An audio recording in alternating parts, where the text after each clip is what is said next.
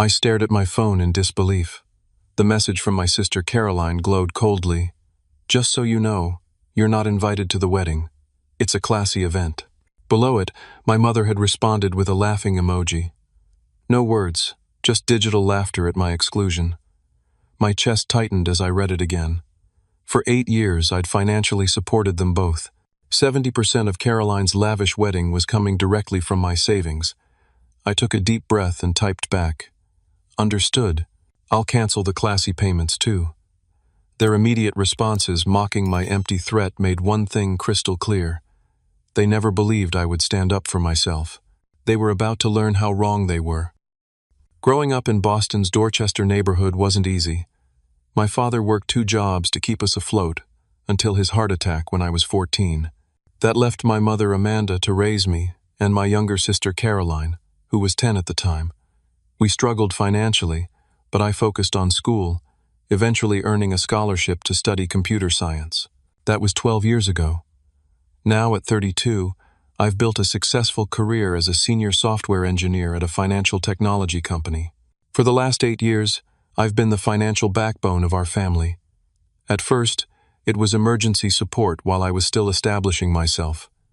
Mom's car broke down. Caroline needed textbooks for college. But gradually, it became expected. I paid off my mother's mortgage 3 years ago. I funded Caroline's entire education at Northeastern. Anytime either of them faced a financial shortfall, I stepped in. "Ivan, you're so blessed to be in a position to help family," my mother would say whenever she called with another request. The word blessed always felt like a subtle way of saying I hadn't earned my success through years of 16-hour workdays and sacrifices. Caroline graduated with a marketing degree and landed a job at a boutique PR firm in Boston. She met Thomas there when his family's luxury real estate company became a client. Thomas came from old money, with connections throughout Boston's high society. Within 6 months, they were engaged. "This wedding needs to reflect our status," Carolyn told me over coffee last year. "Thomas's family has expectations." What followed was a detailed explanation of why she needed $45,000 from me to create the perfect day. I agreed, of course. I always did. Caroline insisted on keeping my financial contributions secret. "Thomas thinks my family is paying," she explained. "It would be embarrassing if he knew it was just you. His parents would think we're, poor." I supplied. She winced. "Just not their kind of people." I signed the checks anyway. The venue deposit, the designer dress, the premium catering, the exclusive photographer, the wedding planner, whose clients included minor celebrities. Every month, more invoices arrived, and I paid them without complaint. Then came the text notification that the next installment for the wedding venue was due. I opened my banking app to transfer the funds when the message from Caroline arrived. "Just so you know, you're not invited to the wedding. It's a classy event." I sat in my apartment, the same modest 2-bedroom I'd had for years. Despite my income, I lived simply, saving and investing rather than spending on luxuries. My sister had mocked my furniture and decor whenever she visited, which became increasingly rare as her relationship with Thomas progressed. That evening, after receiving the text, I was scrolling through Instagram when I saw a post from a mutual friend who was apparently part of Caroline's bridal party. The caption read, "Final dress fittings for the Hartwell wedding. Can't wait to celebrate these 2 amazing people. Boston Society wedding." In the comments, someone had asked, "Will your brother be walking you down the aisle?" Caroline's response sent ice through my veins. "God, no. Ivan's too socially awkward. He'd just embarrass us all. Some people just don't fit into classy events, you know." More comments followed, with Caroline explaining how she'd had to protect the wedding from my presence because I was too ordinary and would make Thomas's family uncomfortable. She described me as a typical tech nerd who wouldn't understand the social nuances of their circle. I sat back, stunned. For years I'd attributed Caroline's treatment of me to thoughtlessness, to being caught up in her own life. This was different. This was deliberate cruelty, a public rejection and mockery of the very person funding her dream wedding. I closed the app and stared out my window at the Boston skyline. 8 years of financial support, 8 years of being there whenever they called. 8 years of being the reliable one, the responsible one, the one who sacrificed. And this was my reward. Exclusion, mockery, being treated as an embarrassment. I looked back at my phone and typed my response to her text. Understood. I'll cancel the classy payments, too. Within seconds, my phone lit up with messages from both Caroline and my mother. Caroline. Very funny. You wouldn't dare. Mom. Stop being dramatic, Ivan. This is Caroline's special day. Caroline. You're just proving why you don't belong there. Mom. You know how important this is for our family's standing. Our family's standing. Not my standing, apparently. I turned off my phone, and for the first time in 8 years, I didn't immediately give in to their demands. The next morning, I turned my phone back on to find 15 missed calls and 37 messages. I ignored them all and headed to work. By lunch, my mother was calling the office. Ivan, you need to stop this nonsense, she said when I finally answered. Stop what, Mom? I just acknowledged Caroline's wishes. She doesn't want me at her wedding. You're being too sensitive. You know you wouldn't fit in with Thomas's family. They're sophisticated people, and I'm not. It wasn't a question. Honey, you know what I mean. You work with computers all day. You don't understand these social situations. I understand enough to know that laughing at your son being excluded isn't normal. It was just an emoji. Good Lord, when did you become so dramatic? This isn't about you. You're right. It's about the $45,000 I've put toward a wedding I'm not welcome to attend. Silence fell on the other end of the line. We've always known you'd help with the wedding, she finally said. You're established. Caroline's just starting out. I've been just starting out for my entire adult life, according to you. When exactly do I get to enjoy the fruits of my labor? Is that what this is about? Money? How petty, Ivan. The conversation continued in this vein until I finally ended the call. Throughout the day, more messages arrived from Caroline, alternating between dismissive and concerned. You can't actually be serious. The venue needs payment by Friday. Mom says you're being difficult. You're not really going to ruin my wedding over this, right? I didn't respond to any of them. That evening, I sat in my living room and thought about our family history. When we were children, Caroline was always the favored one. She got new clothes while I got hand-me-downs. She got ballet lessons while I was told sports were too expensive. She got a sweet 16 party while my 16th birthday passed with just a store-bought cake. I'd always attributed it to her being the youngest, or to her being a girl, or to a dozen other excuses I made to myself. Now, I wondered if there was a simpler explanation. They valued her more than me. A memory surfaced from when I was 17. I'd been accepted to several colleges but couldn't afford any of them without significant scholarships. I'd shown my mother an acceptance letter from MIT with a partial scholarship. That's nice, honey, she'd said, barely looking at it. Then she'd turned to Caroline, who was showing off an A on a middle school English paper. Look at this. My brilliant girl. We should frame this. I called Caroline the next day. Finally, she answered. Have you come to your senses? I want to understand something, I said. Why am I not invited to your wedding? I told you. It's a classy event, and I'm not classy. She sighed dramatically. Ivan, you're my brother and I love you, but let's be real. You don't exactly fit the vibe we're going for. Thomas's family is connected to everyone who matters in Boston. His mother is on the board of the Museum of Fine Arts. His father plays golf with the governor. And what does that have to do with me? You live in that same dumpy apartment.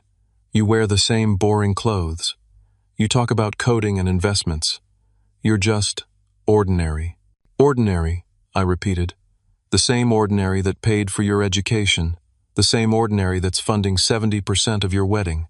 That's different, she snapped. Family helps family. That's what you're supposed to do. Is excluding family also what you're supposed to do? Look, Thomas's parents don't even know about you, okay? I told them I'm an only child. It would be weird to suddenly produce a brother they've never heard of. The revelation hit me like a physical blow. You told them you're an only child? It was easier that way. They kept asking about my family background, and it's not exactly impressive to say my brother's a computer nerd who paid for my college. I see. I kept my voice steady despite the hurt coursing through me, So I'm good enough to fund your life, but not good enough to acknowledge publicly. Don't be so dramatic. It's just easier this way. After hanging up, I scrolled through social media again and found photos from their engagement party 6 months ago, an event I hadn't known about. In several pictures, my mother posed proudly beside Caroline, wearing a designer dress I recognized because I had paid for it. How does it look? Mom had asked when she sent me the link to the $3,000 dress. Caroline says I need to look the part for wedding events. I had transferred the money that same day, believing I was helping my mother feel confident at my sister's wedding, a wedding I now knew I was never meant to attend. My best friend Marcus called that evening. We'd been friends since college, and he was one of the few people who understood my family dynamics. Your mother called me, he said. She wanted me to talk some sense into you. And what sense would that be? Apparently, you're threatening to pull wedding funding because you're jealous of Caroline's happiness. I laughed bitterly. That's their version of events. After I explained what had actually happened, Marcus was silent for a long moment. Ivan, I've watched you support them for years while they take you for granted. When are you going to stand up for yourself? I think I just did, I replied, surprising myself with the realization. Good, Marcus said firmly. It's about time. The next morning I called the wedding venue and canceled the remaining payments. I did the same with the caterer, the florist, and the wedding planner. With each call, I felt a strange mix of guilt and liberation. Are you sure about this, sir? The wedding planner asked. The Hartwell wedding is one of our premium events this season. I'm sure, I said. I will no longer be financially supporting this event. I sent emails to each vendor explaining that any future inquiries should be directed to Caroline or Thomas directly. Then I called my bank and stopped all automatic payments related to the wedding. For the rest of the day, I threw myself into work, ignoring the increasingly frantic messages from Caroline and my mother. They still believed I was bluffing, that I would eventually give in as I always had. That evening, I sat in Dr. Bennett's office. I'd started seeing the therapist 6 months ago, struggling with what I now recognized as burnout from years of supporting my family financially and emotionally while receiving little in return. You've taken a significant step, Dr. Bennett said after I explained the situation. How does it feel? Terrifying, I admitted, and freeing. Your reaction is completely normal. You've been trapped in a pattern of enabling their behavior for years. Breaking that pattern is difficult but necessary for your own well-being. I keep thinking about how this will affect them. Caroline's wedding is in 2 months. Without my money, they'll have to scale back dramatically or postpone. That's a natural consequence of their actions, not your responsibility. They made choices they need to account for that. But they're my family, I said, voicing the argument that had kept me trapped for so long. Family relationships should be reciprocal. They've been taking advantage of your generosity without acknowledging or respecting you. That's not a healthy dynamic.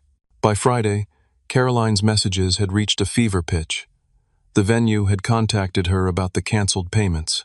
So had the caterer, the florist, the photographer. You can't do this to me, she texted. Everyone will know we can't afford the wedding we planned.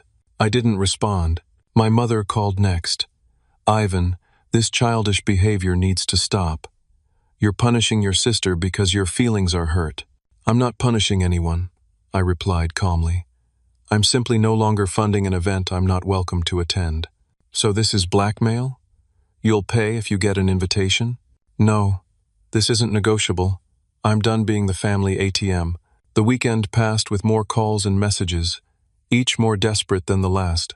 I spent Saturday with Marcus, hiking in the Blue Hills just outside Boston, something I rarely had time for because family emergencies always seemed to claim my weekends. They'll figure it out, Marcus assured me. Caroline's fiancé is loaded, right? His family can cover the costs. That would mean admitting she lied about who was paying, I pointed out. Then that's her problem to solve. Sunday evening, I met my colleague Sarah for coffee. We'd become friends over the past year, bonding over shared interests in hiking and photography. Unlike most people in my life, Sarah knew very little about my family dynamics. You seem different, she observed. More relaxed. I found myself telling her the whole story. Sarah listened without interrupting, her expression growing increasingly concerned. "Ivan, what you're describing sounds like emotional abuse," she said when I finished. "They've been exploiting your generosity and manipulating you with guilt." "That seems extreme," I said, uncomfortable with the terminology. "Is it? They take your money, exclude you from events you've paid for, mock you publicly, and make you feel guilty when you object. How would you describe that?" I had no answer. On Monday, my phone alerted me to an unfamiliar charge on my credit card, a $10,000 payment to the wedding venue. I immediately called the bank and discovered Caroline had used my credit card information, which she had from previous wedding payments I'd authorized her to make. "This is fraud," the bank representative confirmed. "Would you like to press charges?" "No," I said after a moment's hesitation, "but I want to dispute the charge and cancel this card." That evening, my phone rang with an unfamiliar number. When I answered, a male voice said, "Is this Ivan?" "Yes." "Who's this?" "Thomas Hartwell, Caroline's fiancé." My heart raced. "Hello, Thomas. I hope you don't mind me calling. I got your number from Caroline's phone." He paused. "I just found out you exist." Thomas's call left me reeling. Not only had Caroline told his family she was an only child, but she'd also kept my existence secret from her own fiancé until financial necessity forced her hand. "I don't understand," Thomas said, his voice betraying his confusion.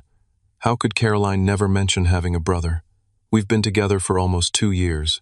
"I'm as surprised as you are," I replied truthfully, "though perhaps I shouldn't be. She says you're threatening to ruin our wedding because you're jealous. Is that true?" I took a deep breath. "No. I've been paying for most of the wedding. When Caroline told me I wasn't invited because it's a classy event and I wouldn't fit in, I stopped making payments." Silence fell on the other end of the line. "You've been paying for our wedding?" Thomas finally asked. "Caroline told me her family was covering it as a gift." Her family meaning me, specifically. "I've put in $45,000 so far." $45,000. Thomas trailed off. "I had no idea. My parents have been contributing too. Caroline said it was a joint effort between our families." "Well, that's partly true, just not the families she implied." We spoke for another 10 minutes, with Thomas asking increasingly pointed questions about Caroline's other potential deceptions. I kept my answers factual and unemotional, though it was difficult. "I think we need to meet in person," Thomas said finally. "Would that be possible?" We arranged to meet for lunch the following day. After hanging up, I sat in my apartment, processing this new development. Part of me felt vindicated that the truth was finally coming out. Another part felt a deep sadness that things had reached this point. My doorbell rang at 11 that night. When I checked the peephole, I saw Caroline and my mother standing in the hallway. I considered not answering, but after a moment I opened the door. Finally, Caroline pushed past me into the apartment. "You've been ignoring us for days." My mother followed, giving me a quick, perfunctory hug. "We need to talk, Ivan." "It's almost midnight," I pointed out. "This couldn't wait," Caroline said. She looked terrible pale, with dark circles under her eyes. The venue called. "They're giving away our date if we don't pay by tomorrow." "That's unfortunate," I said, maintaining a neutral tone. "Unfortunate? It's a disaster. Do you have any idea how hard it was to book that place? They're reserved 2 years in advance. Then I imagine they have a waiting list of people happy to take your spot." Caroline's face flushed with anger. "You're enjoying this, aren't you? Watching everything fall apart." "No, Caroline, I'm not. But I'm also not responsible for fixing it." My mother stepped forward. "Ivan, be reasonable. Caroline has dreamed of this wedding her whole life, and I've dreamed of being valued by my family. We can't always get what we want." "Of course we value you." My mother looked offended at the suggestion. "Really? Is that why you laughed when Caroline told me I wasn't invited to her wedding? Is that why neither of you told Thomas I exist? Is that why Caroline has been publicly mocking me on social media?" "You're exaggerating," Caroline said dismissively. "Am I? You told people I'm too socially awkward and would embarrass the family. You called me too ordinary to attend your classy event." "I didn't mean it like that." Caroline protested weakly. Then how did you mean it? Thomas's family has expectations. They're connected to everyone who matters in Boston. And I don't matter. That's not what I said. It's exactly what you said, Caroline. Not in those words, perhaps, but the message was clear. My mother interjected. Ivan, you have to understand. This wedding is our chance to improve our standing. Caroline marrying into the Hartwell family opens doors for all of us. All of us? Or just you and Caroline? Because from where I'm standing, I'm being pushed further outside the door, not invited in. That's not fair, my mother protested. No. What's not fair is expecting me to finance a celebration I'm explicitly told I'm not good enough to attend. Caroline's tone shifted suddenly from angry to pleading. Ivan, please. If we have to cancel or downsize the wedding, Thomas's family will know something's wrong. They'll start asking questions, then be honest with them. Caroline laughed bitterly. And tell them what? That I lied about being an only child? That I can't actually afford the wedding I planned? Yes, exactly that. They'd call off the engagement. His mother already thinks I'm not good enough for him. She keeps making comments about new money and asking about my pedigree like I'm a show dog. That sounds like a Thomas problem, not an Ivan problem, I said firmly. My mother's expression hardened. I always knew you were selfish, but this is beyond anything I expected from you. Selfish? I repeated, incredulous. I paid off your mortgage.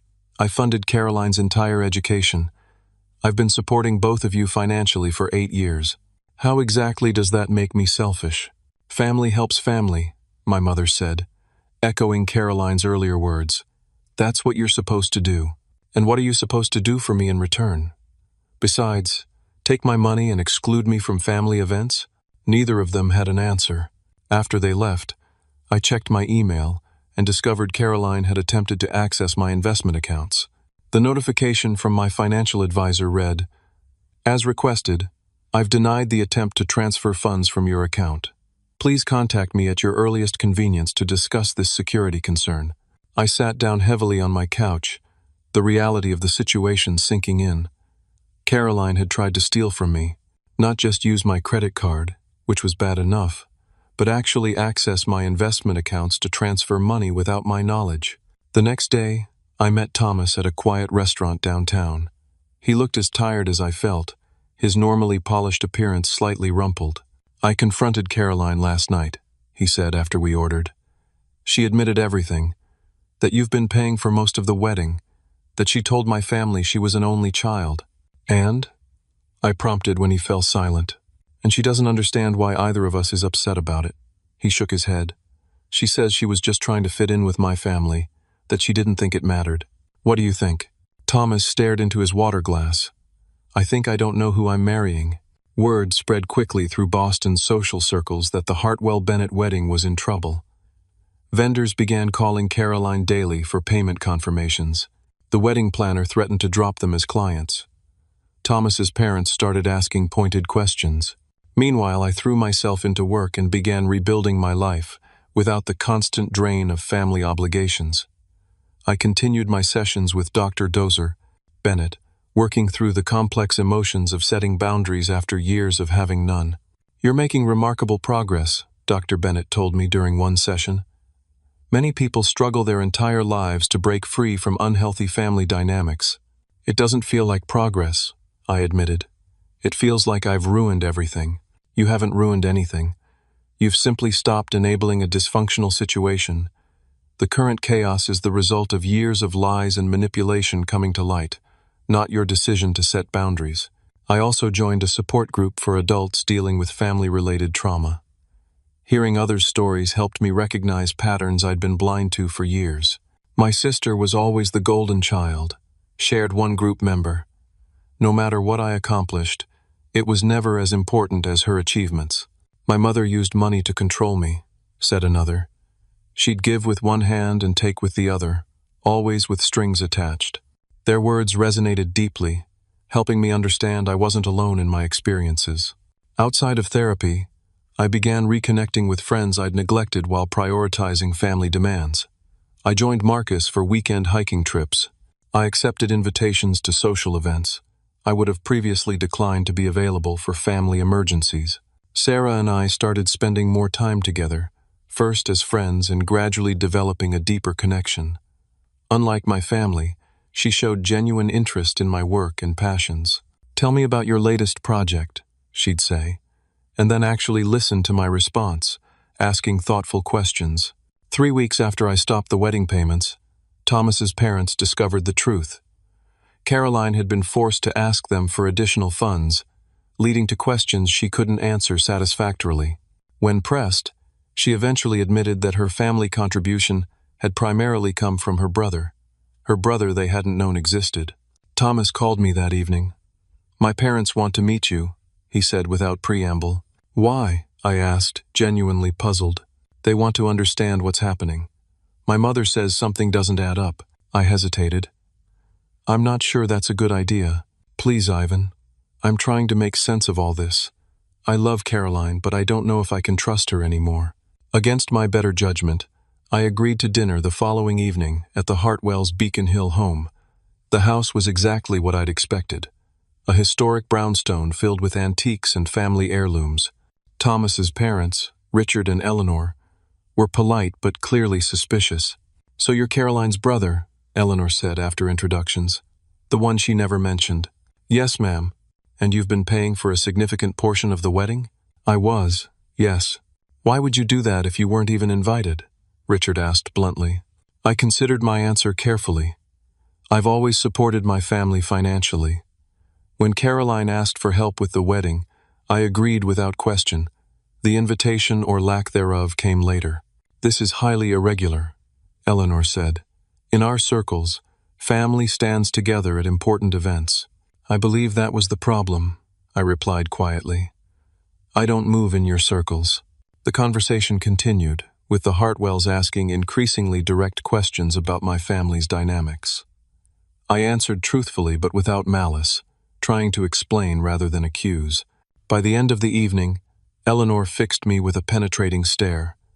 "Thomas tells us you're a software engineer, that you paid off your mother's mortgage and funded Caroline's education, that you live modestly, despite your success." "Yes, that's correct. Those sound like admirable qualities to me." She turned to her husband. "Wouldn't you agree, Richard?" He nodded slowly. "Indeed. Hard work, financial responsibility, family loyalty. These are values we respect." "Then why," Eleanor asked, "would Caroline believe we would think less of her because of you?" I had no answer for that. As I was leaving, Thomas walked me to my car. "Thank you for coming," he said. "I think my parents see things more clearly now." "What about you?" I asked. "What do you see?" He ran a hand through his hair. "I'm still processing everything. I love Caroline, but this isn't the only lie she's told me. I'm beginning to wonder what else I don't know." The next day, Caroline showed up at my office, creating a scene in the lobby until security allowed her up to see me. "How could you?" she demanded as soon as my office door closed behind her. "You went to dinner with Thomas's parents? Behind my back? They invited me. Thomas asked me to come. To humiliate me. They spent 2 hours questioning me after you left. They're talking about postponing the wedding now." "I'm sorry to hear that," I said sincerely. "But I didn't say anything untrue." "You didn't have to. Just your existence contradicts what I told them." She paced my office frantically. "This was my chance, Ivan. My chance to be someone important in this city. You already are someone important. You're smart, talented, and capable. You don't need the Hartwell name for that. Easy for you to say. You've always had everything handed to you." I stared at her, momentarily speechless. "What are you talking about? You got the scholarships, the high-paying job, the financial security. Some of us have to marry our way up in the world. Caroline, I worked incredibly hard for everything I have. Nothing was handed to me." "Oh, please," she scoffed. "You've always been Mom's favorite." The accusation was so contrary to my experience that I actually laughed. "Mom's favorite? Are we talking about the same mother? The one who forgot my college graduation but threw you a party for finishing your first semester? The one who calls me only when she needs money but talks to you daily? That mother?" Caroline faltered momentarily before rallying. "She pushed you to succeed. She made you independent. She babied me and made me dependent. That's one interpretation, I conceded. Here's another. She neglected me and forced me to become self-sufficient while supporting and nurturing you. That's not true, Caroline protested, but her voice lacked conviction. Isn't it? When was the last time Mom called you just to check in, not to ask for something? Caroline didn't answer. When was the last time she remembered your birthday without being reminded? Or asked about your day? Or supported your career? Tears filled Caroline's eyes. Stop it. These are just questions, Caroline. Questions I've been asking myself lately, about why we both accepted such different treatment as normal. I don't want to talk about this anymore, she said, wiping her eyes. I just want my wedding back on track. I can't help you with that. Can't or won't. Both, I suppose. I can't because the money I've already spent is gone, and I won't because I'm done being used by my family. Caroline left without another word, but the confrontation stayed with me. Had our mother's differential treatment damaged both of us, just in different ways? Had Caroline's sense of entitlement been cultivated by years of preferential treatment, just as my excessive giving had been shaped by emotional neglect? Later that week, my cousin Rachel called. Rachel was my father's niece, someone I'd barely seen since his death. Our mother had always discouraged contact with my father's family, claiming they had issues with her. I heard about the wedding drama, Rachel said. News travels fast. Great, I sighed. Family gossip. Actually, several of us have been concerned about you for years. The way Aunt Amanda and Caroline take advantage of you isn't right. Her words startled me. You've noticed that? Everyone has noticed, Ivan. We just didn't feel it was our place to interfere. Your mom made it clear after Uncle Jack died that we weren't welcome in your lives. I never knew that, I said softly. There's a lot you probably don't know. Listen, some of us are getting together this weekend. Would you like to come? Reconnect with your father's side of the family? I agreed without hesitation. The gathering turned out to be a revelation. My father's siblings and their families welcomed me warmly, sharing stories about my dad I'd never heard, and showing me family photos I'd never seen. Your father would be so proud of the man you've become, my Uncle Robert told me, but he'd also be concerned about how you've been treated. What do you mean? Jack always worried about Amanda's favoritism. Even when you were small, he could see the difference in how she treated you and Caroline. He tried to compensate by spending extra time with you. I remembered those times vaguely, my father taking me fishing, teaching me to change a tire, helping with science projects. I'd always treasured those memories, but never recognized them as deliberate counterbalancing. After he died, Uncle Robert continued. We tried to stay involved, but Amanda pushed us away, said we were interfering with her parenting. By the end of the gathering, I'd exchanged contact information with a dozen relatives I barely remembered. For the first time in years, I felt part of a larger family network, one that seemed genuinely interested in me as a person, not as a financial resource. A week later, while organizing old documents, I discovered a file I'd never seen before. Inside were papers regarding a small life insurance policy my father had taken out, naming me as the beneficiary. The policy would have paid out $30,000 upon his death when I was 14. I had never seen a penny of it. I called my mother immediately. Did you know about Dad's life insurance policy? A telling pause. What policy? The one naming me as beneficiary. For $30,000. Another pause. Oh, that old thing. Yes, there was some small policy, but it barely covered the funeral expenses. The funeral was paid for separately. I have those receipts too. What happened to the insurance money, Mom? Ivan, that was 18 years ago. How would I remember exactly where every penny went? We were struggling after your father died. So you took money specifically left to me and spent it. I was a single mother with 2 children. What was I supposed to do?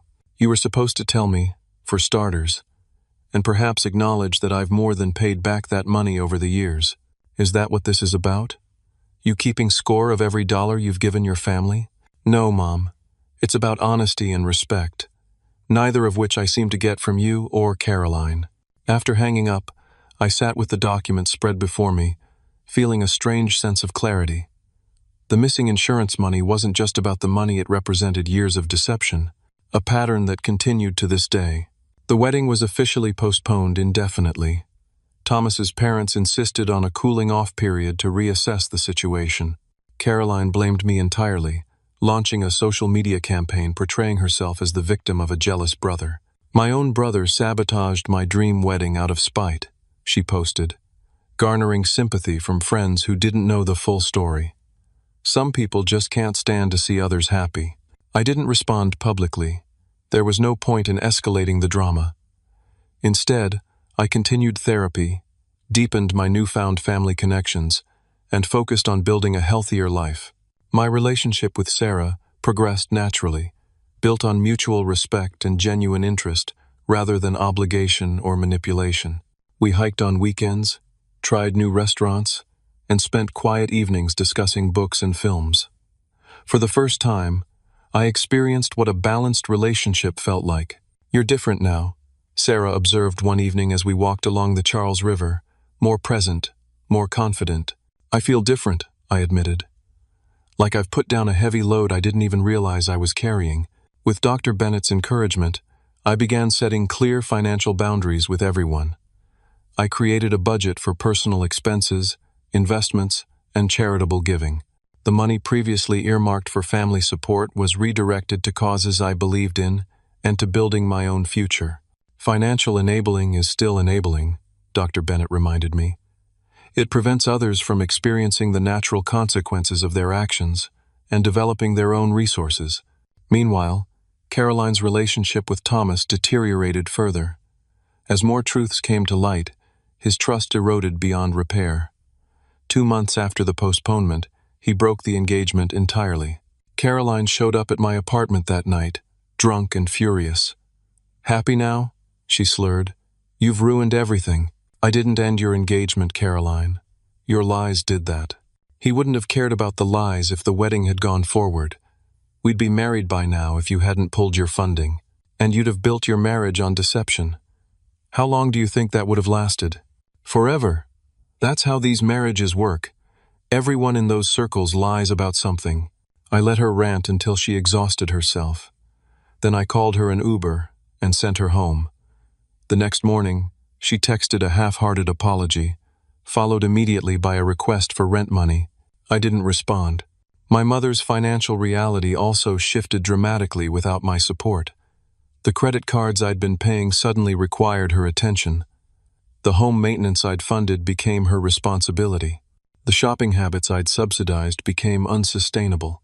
"I'm going to lose the house," she called to tell me one afternoon. "The house is paid off," I reminded her. "I paid the mortgage in full 3 years ago, but I can't afford the property taxes and insurance. They've gone up again this year. Perhaps you could get a job, Mom. You're only 58, and you're in good health." "A job? At my age? Many people work well into their 60s and 70s. This is cruel, Ivan. After everything I've done for you, what exactly have you done for me, Mom? I'm genuinely asking. I raised you. I put a roof over your head. I fed and clothed you. You did the legally required minimum for a child, yes. After Dad died, even that was a struggle, I acknowledge. But since I turned 18, what have you contributed to my life besides requests for money and criticism?" She had no answer, beyond accusing me of being heartless. The conversation was painful but clarifying. My mother had never seen me as an individual with my own needs and desires, but as a resource to be utilized. Caroline had learned this perspective from her. Neither of them had developed the capacity for genuine reciprocity in relationships. Extended family members began reaching out after hearing about the wedding cancellation. Most expressed support for my decision to stop enabling the unhealthy dynamics. "We always wondered when you'd reach your breaking point," my Aunt Judith told me. "Amanda's behavior toward you wasn't normal, even when your father was alive. After he died, it got worse. Why didn't anyone say anything?" I asked. "We tried, early on. Amanda cut us off completely for a while. By the time you were an adult, the patterns were established. You seemed to accept them. My cousin Rachel invited me to her daughter's birthday party, a small, genuine family gathering unlike the orchestrated social events my mother preferred. Being included in a family celebration without being expected to fund it felt novel and touching. Your family, Rachel said simply when I thanked her for the invitation. Family includes each other. That's the bare minimum. That bare minimum had been missing from my maternal relationships for as long as I could remember. 3 months after the wedding cancellation, Caroline lost her job at the PR firm. The dramatic personal posts and erratic behavior had finally impacted her professional life. She called me immediately. "I need help," she said without preamble. "I can't make rent this month." "I'm sorry to hear that," I replied. "What's your plan?" "My plan? You're my plan. You always help when I need money." "That's not happening anymore, Caroline. I'm happy to help you brainstorm solutions or review your resume, but I'm not giving you money." "So you'll just let me be homeless? Your own sister?" "You won't be homeless. You have options. You could move in with Mom. You could get a roommate. You could take a temporary job while looking for something in your field. You could sell some of your designer clothes and bags. Those are my things. I shouldn't have to sell my things. Then make another choice. But solving this isn't my responsibility." After several more similar conversations, Caroline finally took action. She found a roommate, took a job at a local coffee shop, and began rebuilding her life without Thomas or my financial support. To my surprise, after the initial anger faded, she began to show signs of genuine growth. "I've been thinking about what you said," she told me during a brief, awkward coffee meeting, "about Mom treating us differently. I think you're right." "Oh?" "She always made me feel like I was special, but also like I couldn't succeed without help. Like I was both better than everyone else and completely incapable at the same time. It's messed up." "It is," I agreed. "I'm seeing someone now. A therapist, I mean," she clarified. "It's hard. She asks a lot of uncomfortable questions." "That's how it works," I said with a small smile. "The uncomfortable questions are the important ones." Our relationship remained strained, but that conversation marked the beginning of a potential new dynamic, one based on honest communication rather than transactional exchanges. My mother proved less open to change. When her attempts to guilt me into resuming financial support failed, she turned to more manipulative tactics, including fabricating health scares and threatening to sell family heirlooms. "I might have to sell your father's watch," she told me one day, "unless you could help out this month." "Dad's watch is in my possession," I replied calmly. "It has been since I turned 21, when he specified I should receive it." Her tactics grew increasingly desperate as her financial situation deteriorated. Eventually, she was forced to downsize, selling the family home and moving to a small apartment. "I hope you're satisfied," she said bitterly, when I helped her move some boxes, "seeing your mother reduced to this." "I'm not satisfied or dissatisfied, Mom. I'm just no longer preventing you from experiencing the natural consequences of your choices." "Such a cold way to treat family," she muttered. "Is it? Because from where I'm standing, treating family with genuine care rather than as a means to an end seems like the warmer approach." Throughout this tumultuous period, my reconnection with my father's family proved invaluable. They provided historical context I'd been missing, sharing stories about my parents' relationship and my early childhood that helped me understand the roots of our dysfunctional dynamics. "Your mother always resented your resemblance to Jack," Uncle Robert told me during one visit. "Not just physically, but your temperament, your intelligence. After he died, I think seeing those traits in you was painful for her." "That doesn't excuse her behavior," I pointed out. "No, it doesn't. Understanding isn't the same as excusing, but it might help you process what happened and move forward without carrying that baggage." He was right. Understanding the origins of my mother's favoritism didn't make it acceptable, but it did help me release some of the hurt and confusion I'd carried since childhood. By the 6-month mark after the canceled wedding, my life had transformed in ways I hadn't imagined possible. I'd moved to a nicer apartment, one I'd chosen because I loved it, not because it was the cheapest option that allowed me to support others. I'd taken a leadership role at work, no longer afraid to commit to projects that might make me temporarily unavailable for family emergencies. I'd built genuine connections with extended family and friends, relationships based on mutual enjoyment rather than obligation. Most significantly, I'd learned to value myself not for what I could provide to others, but for who I was as a person. The journey wasn't easy or straightforward, but each step brought increasing clarity and confidence. Family patterns don't change overnight, Dr. Bennett reminded me during one of our sessions. What matters is that you've broken the cycle for yourself. The rest is up to them. Autumn arrived in Boston, painting the city in vibrant reds and golds. Nearly 8 months had passed since the wedding cancellation, bringing significant changes for everyone involved. Caroline had gradually rebuilt her life on a more authentic foundation. After several months at the coffee shop, she'd secured a position at a smaller marketing firm with a more collaborative environment. Her social media presence had transformed from carefully curated perfection to honest reflections on personal growth. "I've been thinking about what happened with Thomas," she told me during one of our now monthly coffee meetings. "I was so focused on what his family represented that I lost sight of what a relationship should actually be." "And what should it be?" I asked. "Real, honest. Based on who we actually are, not who we're pretending to be." She stirred her coffee thoughtfully. "I don't think I ever really knew Thomas. I was too busy performing for him and his family. Our relationship remained a work in progress, but these moments of genuine connection gave me hope that something healthier might eventually emerge from the ruins of our old patterns." My mother's transformation proved more challenging. The loss of her home and lifestyle had been deeply traumatic for her, triggering both reflection and resentment.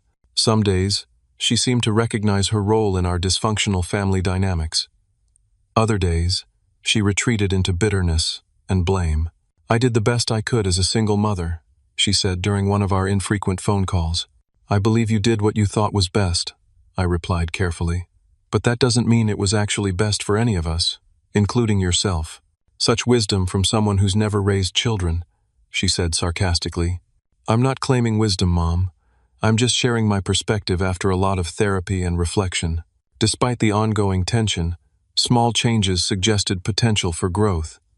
She'd found part-time work at a local library, giving her both income and social connection. She'd joined a support group for widows, where she was reportedly beginning to process my father's death in ways she never had before. Most surprisingly, she'd started acknowledging her differential treatment of her children, though she framed it as well-intentioned. "I just wanted Caroline to feel special," she explained during one conversation. "And you were always so capable, so independent. I thought you didn't need the same kind of attention." "Everyone needs attention and validation, Mom. Even capable, independent people." "I suppose you're right," she conceded reluctantly. "Your father used to say the same thing." These moments of insight were interspersed with relapses into old patterns, requests for money, emotional manipulation, attempts to use Caroline as a proxy for her demands. But the frequency of such behaviors gradually diminished as she adjusted to our new boundaries. My own life continued to flourish in this newfound freedom. Sarah and I had developed a deeply supportive relationship, based on mutual respect and genuine enjoyment of each other's company. My career advanced as I pursued projects I found meaningful, rather than merely lucrative. My connection with my father's family strengthened, providing the sense of belonging I'd always craved. Most importantly, I'd developed a healthier relationship with myself, learning to recognize my own worth beyond my utility to others. "The most valuable thing you've gained isn't the money you've saved," Dr. Bennett observed during one of our now monthly sessions. "It's the recognition of your inherent value as a person." As Thanksgiving approached, I made a decision that would have been unthinkable a year earlier. I offered to host the holiday at my new apartment, not out of obligation or to buy approval, but as a genuine desire to create new traditions based on authentic connection. I invited Sarah, Marcus and his wife, several cousins from my father's side, and after careful consideration, Caroline and my mother. I made it clear that this was a drama-free gathering to celebrate gratitude and connection, not an opportunity to rehash old grievances. To my surprise, everyone accepted, including my mother and sister. The day arrived bright and clear, with the lingering scent of fallen leaves in the crisp November air. I spent the morning cooking with Sarah, preparing traditional dishes alongside new recipes we wanted to try. The atmosphere was relaxed and joyful, untainted by the tension that had characterized family gatherings in the past. Guests began arriving in the afternoon. My cousins brought side dishes and wine, Marcus and his wife brought a spectacular dessert. My Uncle Robert arrived with old family photos he'd unearthed, including several of my father at my age that showed our striking resemblance. Caroline arrived next, visibly nervous but making a visible effort to engage positively. She complimented the apartment sincerely and offered to help with final preparations. My mother arrived last, standing tentatively at the threshold as if uncertain of her welcome. I invited her in with a genuine smile, showing her where to place her contribution, a sweet potato casserole made from my grandmother's recipe. "Your father always loved this dish," she said quietly. "I haven't made it since he died." "Thank you for bringing it," I replied, recognizing the gesture for what it was, a small but significant step toward healing. As we gathered around the table, I looked at the diverse group assembled, the family I was born into, the family I'd reconnected with, and the family I'd chosen. Each relationship had evolved over the past year, some dramatically, others in subtle but meaningful ways. "Before we eat," I said, raising my glass, "I'd like to express gratitude for everyone here. This year has brought significant changes for all of us, changes that were painful at times but ultimately necessary. I'm thankful for the authentic connections we're building now, based on mutual respect rather than obligation." My mother's eyes glistened with tears. Caroline squeezed my hand briefly. Sarah smiled encouragingly. My extended family members nodded in understanding. "To new beginnings," Uncle Robert added, raising his glass to join mine. "To new beginnings," everyone echoed. The meal that followed was unlike any family gathering I'd experienced before, filled with genuine laughter, honest conversation, and moments of both lightheartedness and depth. There were awkward moments, too, as we all navigated this new terrain, but they were handled with patience and goodwill. After dessert, as guests mingled in small groups around the apartment, Caroline approached me by the window overlooking the city's skyline. "I owe you an apology," she said softly. "A real one, not the half-hearted ones I've given before." "I'm listening," I replied. "I treated you terribly, not just with the wedding, but for years before that. I took advantage of your generosity. I excluded you when it suited me. I mocked you behind your back." She took a deep breath. "I'm deeply ashamed of who I was then. Thank you for saying that. The thing is, I never really saw you, Ivan. I was so focused on what you could do for me that I never actually knew my own brother." Her voice trembled slightly. "I'd like to change that if you're willing. I'd like to know who you actually are." "I'd like that too," I said, surprised by the emotion in my own voice. Across the room, I noticed my mother watching us, a complex expression on her face. When our eyes met, she didn't look away as she might have in the past. Instead, she gave a small nod that somehow conveyed both acknowledgement of past wrongs and hope for a different future. The path forward wouldn't be smooth or straightforward. Old patterns wouldn't disappear overnight. Trust would need to be rebuilt gradually, through consistent actions rather than mere words. But for the first time, I believed genuine healing was possible not through returning to old dynamics, but through creating healthier ones based on mutual respect and authentic care. As the evening wound down and guests began to depart, I stood in my doorway, watching the gathering disperse. Sarah joined me, slipping her hand into mine. "Proud of you," she said simply. I squeezed her hand in response, feeling a profound sense of peace. The journey from doormat to self-respect had been painful and difficult, requiring me to confront not only my family's treatment of me but also my own complicity in those patterns. Yet standing here now, I wouldn't trade that journey for anything.